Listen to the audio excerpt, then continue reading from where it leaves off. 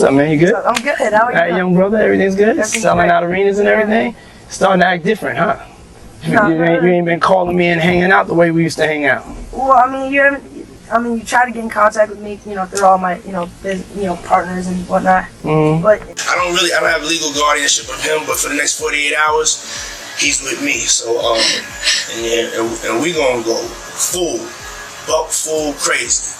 going crazy. Pop superstar Justin Bieber was once mentored by Sean Diddy Combs. Now, after Combs' arrest on federal sex trafficking charges, old videos are raising questions about Combs' interactions. When Justin Bieber took the stand to testify once more, the already tense atmosphere in the courtroom seemed to be sucked out. The tension was razor sharp, and the silence was heavy.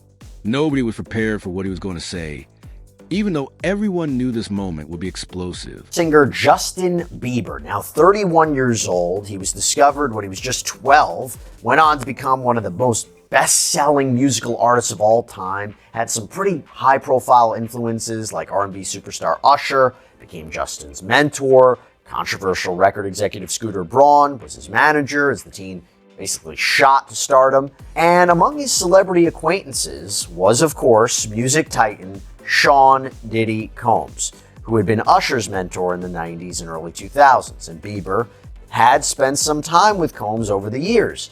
Combs' wild party lifestyle has always been something of an open secret, with him often joking about it on daytime and late-night talk shows, but in the last year or so, very, very different. More and more allegations have started to come out against Combs that are really no laughing matter. Civil lawsuits that made rape and extortion claims, rumors that celebrities could be involved in nefarious behavior with Combs behind closed doors, even claims by one man that he had in his possession actual sex tapes featuring Combs and other celebrities. And as we know, Combs is currently on trial in the Southern District of New York on charges of racketeering conspiracy, sex trafficking by force, fraud, or coercion, transportation to engage in prostitution. By the way, and as week one wraps up, check out all of our Diddy coverage on Long Crime's YouTube channel. We've been breaking down all of the latest developments. So not only do we do daily recaps with our correspondent Elizabeth Milner, who's inside the courtroom because there's no cameras there, but we've also been doing legal analysis with some of our favorite guests, breaking down the big legal issues that are happening every day in that court. So make sure to go check it out. But one of the biggest rumors that has been hanging over the entire Diddy saga was Justin Bieber a victim of his alleged predatory and inappropriate behavior? Well, I'll tell you what, now, as week one of Combs' sex trafficking and racketeering trial comes to a close, Justin Bieber's camp is finally responding. So his representatives told TMZ, quote, "Although Justin is not among Sean Combs' victims, there are individuals who were genuinely harmed by him. Shifting focus away from this reality detracts from the justice these..." This time, I'm merely speaking as a witness. He was prepared to reveal the sinister reality. Everything. Don't hold back. Did he too? He was sat there, witnessing the fall of the empire he had created, one harsh reality at a time. Justin spoke steadily yet passionately as he started out slowly. He claimed that he had clung to these memories for too long because he was too ashamed of what he'd seen and too afraid to talk about it. However, he realized it was time after years of silence and after seeing others muster the bravery to share their stories. The freak-off parties were more than just whispered rumors in studio halls, he told the court. They were authentic. They had a plan. They were ill, and they were manipulative. He claimed that Diddy created a world without rules by using his wealth, influence, and power. A world in which everyone was kept in line by fear. It's possible that some people, maybe other celebrities, were actually victimized. We don't know at this point, but what we do know is that videos of Sean Combs and Justin Bieber have been all over X and TikTok for days. Specifically this one when Bieber was 15. As soon as you turn 16, you know what I'm saying? I'm gonna let you rock this every time you yeah, this will be yours. So, every time you come in, it's a little dusty, but you know, front shot it. Man. Get it? Woo. Okay. Okay. Alright, so I'm gonna be driving this next year. Now that video has been viewed more than 5 million times on Justin Bieber's YouTube channel. He was 15 at the time, and he was staying with Combs for 48 hours. You know, I have been given custody of him. You know, he signed to Usher. I'm signed to Usher. I had legal guardianship of Usher when you know he did his first album. I did Usher's first album. Justin Bieber is now a pop megastar. He's loved by fans around the world. In 2009, at the time of this video, though, he wasn't really known. He was just a kid, and his first album was coming out. Bieber is originally from Canada, and Usher signed him to manage his career. Usher actually got his start in the business through Sean Combs. He lived with him for a year when he was 13, and Usher talked about his time living with Combs on The Howard Stern Show back in 2016.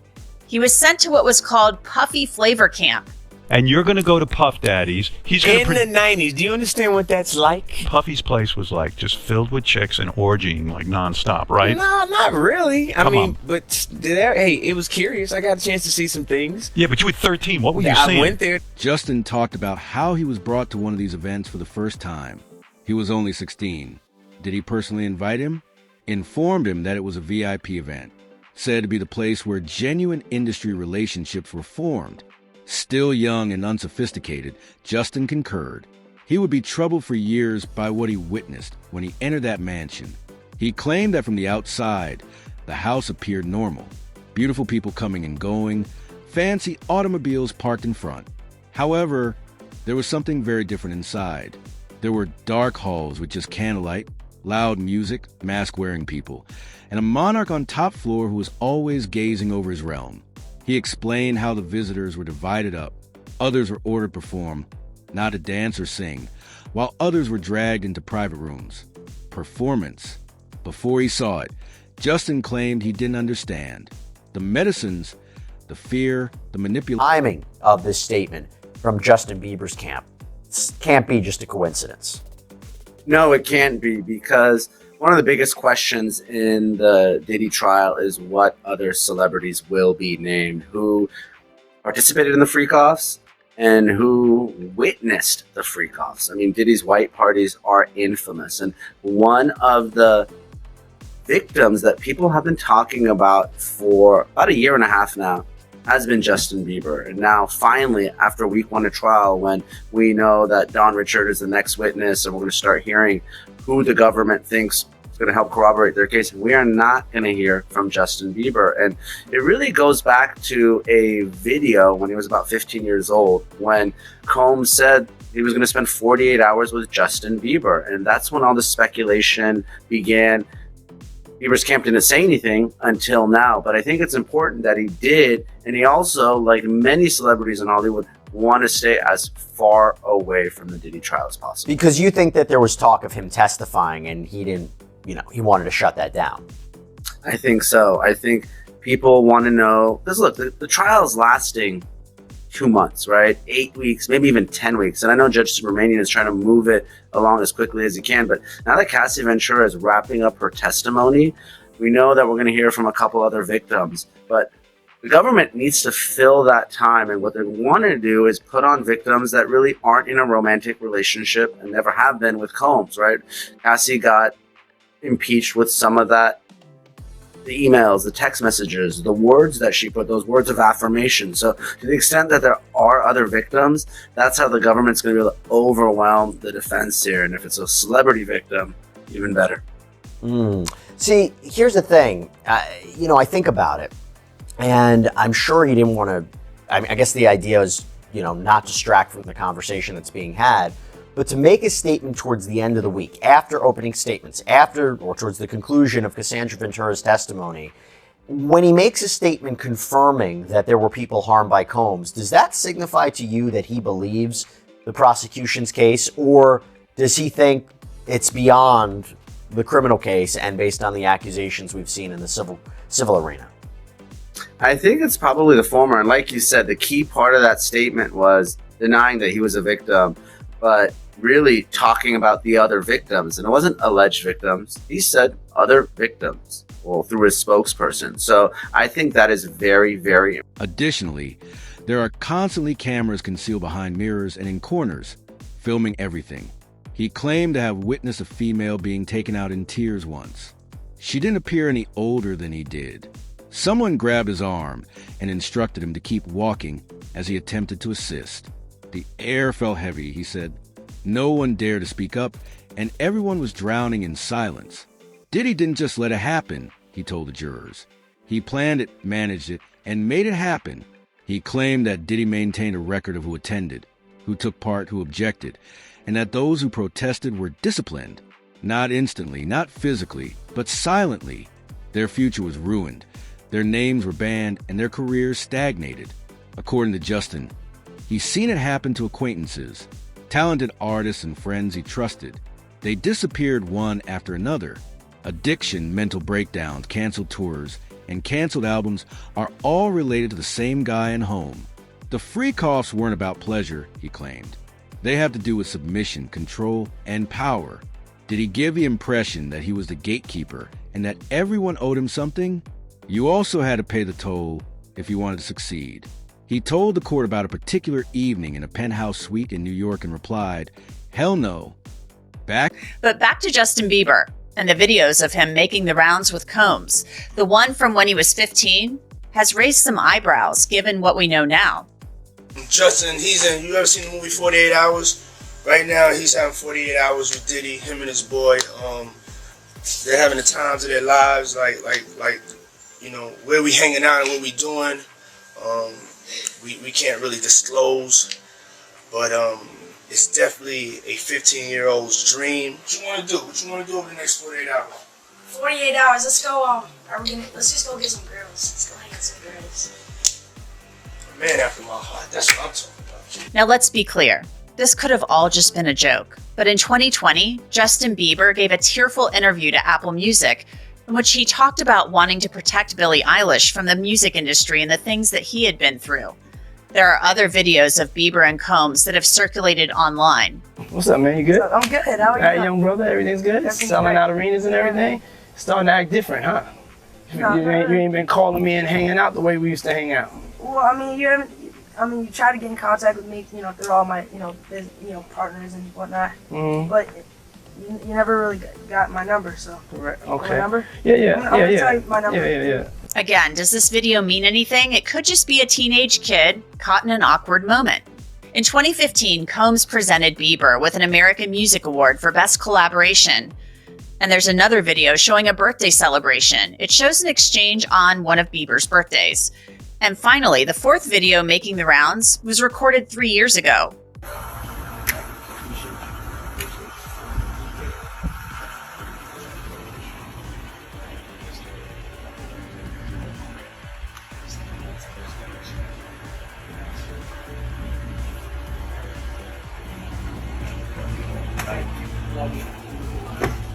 Let's play that again. Some speculated that Combs was looking to see whether Bieber was wearing a wire when he patted him down. It seemed a little awkward for sure. Around this time last year, Combs and Bieber collaborated on the song Moments for Diddy's The Love album, Off the Grid.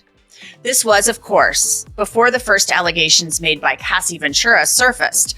Combs settled the suit with her in a day, and then the federal raid happened in March of this year.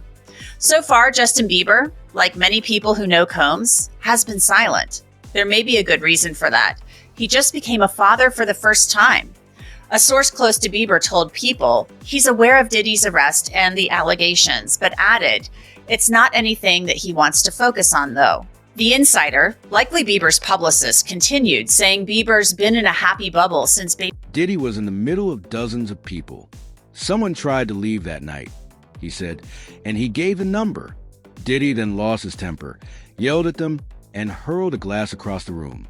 The doors were barred by security. Until Diddy gave the order, nobody was permitted to leave. According to Justin, he remained in a corner, afraid, keeping an eye on everything and attempting to blend in. He claimed to feel imprisoned, and he experienced an inward break that night. This wasn't simply wrong, he knew it was evil. Nevertheless, he remained silent. Then due to his fear, due of Diddy's excessive power. Therefore, nobody would take him seriously. He said that others advised him to keep quiet. That coming up meant jeopardizing everything, and that Diddy had money, lawyers, and muscle.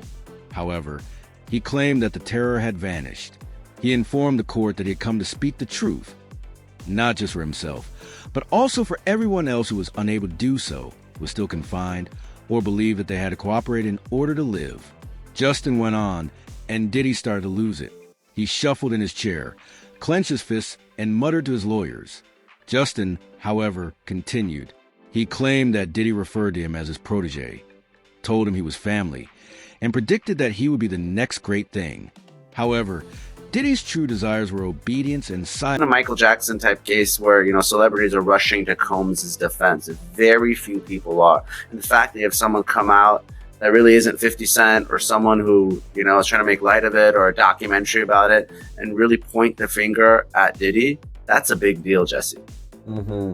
And he mentioned harmed by him, right? It was very specific language. They were genuinely harmed by him, and the shifting focus away from this reality distracts from the justice these victims rightfully deserve. There's no way to parse that language. There isn't, and the defense is obviously trying to separate physical harm from sex trafficking and sexual assault, but, the average person who's watching isn't going to be making that distinction. That may matter in the case, but it's not going to matter in the court of public opinion. And Bieber's statement, it comes as this TikTok started floating around on Friday. There was a doctored image of Bieber where he allegedly announces that he's going to testify against Combs, but the video was quickly debunked as fake. And Nima, you think at the end of the day, are we going to see some celebrity or celebrity friends testify at this trial? I think we have to, because there's got to be independent witnesses that, saw some of this, right? I'm not saying maybe the actual freak-offs themselves, maybe there are other participants, but, Combs was very public, and Cassie Ventura, to the extent that she was abused, it's like Johnny Depp and Amber Heard, right? You got Kate Moss was brought into that case. People that are rich and famous celebrities, they have rich and famous celebrity friends, right? That's why Blake Lively and Justin Baldoni, we're talking about Taylor Swift. This is a small circle here in Hollywood. So the independent witnesses are very likely going to be other celebrities. So I think we're just starting to scratch the surface when it comes to that. So the question becomes, why do fans believe that Justin Bieber could have been one of Sean Combs' targets, right? You mentioned it before. Well, as the legal saga against Combs ramped up last year, there was video clips that started to resurface of Combs and Bieber spending some time together. And people noticed that the videos often kind of straddled the line between awkward and inappropriate. And Bieber sometimes seemed really uncomfortable. For example, when Bieber was 15 years old, he uploaded a video to his YouTube channel called 48 Hours with Diddy. And this is where he said he was going to be hanging out with the rapper for a couple of days. So check this out, yo. Justin, you ever seen the movie 48 Hours? Right now, he's having 48 hours with Diddy, him and his boy. They're having the times of their lives, like where we hanging out and what we doing. We can't really disclose. Command. And the pressure really hit when Justin began to ask questions and remove himself. He talked about opportunities being lost, initiatives being postponed, and abrupt cancellations. He said it was a message from Diddy. Do as you are told or go away. Justin nearly did, too. The pressure almost broke me, he remarked. He lost himself, resorted to drugs, and tried to forget the memories for years. But now that he was in court, he claimed to feel free at last. The pictures followed. A folder containing pictures, screenshots, and blurry frames from unreleased videos was given to Justin. Evidence. There was a gasp in the room. The judge seems astounded as well. Despite Diddy's attorney's protests, the harm had already been done. The jury had enough. Justin claimed he had no desire for retribution. He desired responsibility. Since Diddy was most afraid of the truth, he wanted it to be known. And Justin didn't turn around when he left the stand. Diddy sat motionless, mouth closed, eyes gaping. The man now cornered by reality, who formerly dominated with terror. The courtroom blew up. Reporters rushed to publish the stories. Social media was inundated with fans. Trendy hashtags, re-examined interviews. Statements were made public. A few famous people said nothing. Others discovered their voices all of a sudden. But it was obvious this was no ordinary scandal. Exposure was what this was, and everything the industry attempted to conceal was reflected in Justin Bieber. Did he? He lost more than just authority. The stillness that had shielded him was gone, and now the darkness was eventually pulled into the light with each word Justin spoke. Now that the